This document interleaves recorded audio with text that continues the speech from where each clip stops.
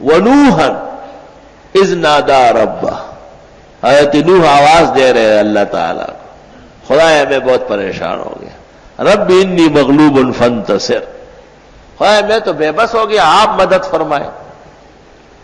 فاستجبنا لہ، اللہ فرماتے ہیں حضرت نوح کی دعا میں نے قبول کی، وَنَجَّيْنَاهُ وَأَهْلَهُ مِنَ الْكَرْبِ الْعَظِيمِ، حضرت کو اور ان کے سارے ماننے والوں کو بڑے صدمے سے چھٹکارا دے دیا۔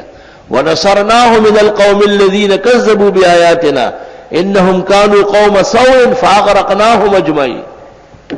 سارا قصہ 2 آیتوں میں سورۃ انبیاء۔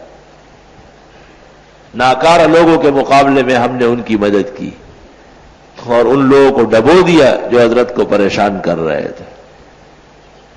عجیب بات ہے کہ یہ کہتے ہیں ہماری مدد کریں گے، اور قرآن کہتے ہیں کہ وہ اپنے آپ کو نہیں چھڑا سکتے تھے، رو رہے چیخ رہے خدا کے سامنے۔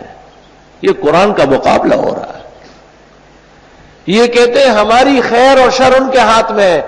وہاں نوح علیہ السلام کا اپنا بیٹا، رب ابن لی من اہلی، خدا یہ بیٹا تو میرے ہی ہے، وَإِنَّ وَعْدَكَ الْحَقُّ، اور آپ کا وعدہ پکا ہے، وَأَنْتَ أَحْكَمُ الْحَاكِمِينَ، آپ جو کر سکتے ہیں کوئی روک نہیں سکتا ہے۔ اللہ تعالیٰ نے فرمایا خبردار، لَيْسَ مِنْ أَهْلِكَ إِنَّهُ عَمَلٌ غَيْرُ صَالِحٍ، یہ اس کو بیٹا نہیں کہتے ہیں، بچلن ہے، آپ کے مشن، آپ کی تحریک، آپ کے عقیدے توحید کا مخالف ہے۔ دنیا کا کوئی وہ فرد جو عقید توحید کا باغی ہے، لیس من اہل کا، وہ آپ کا اہل نہیں ہے، آپ ویسے اس کے سامنے بھیڑ کی طرح جھک رہے ہیں، لیس من اہل کا۔ اور مفسرین کا اس پر اتفاق ہے علماء امت کا کہ اس میں نسب کی نفی نہیں ہے، حسب کی نفی ہے۔ نسبی بیٹا تو تھا کنان، لیکن باپ کا علم نہ بیٹے کو اگر ازبر ہو، پھر پسر قابل میراث سے پیدر کیوں کرو؟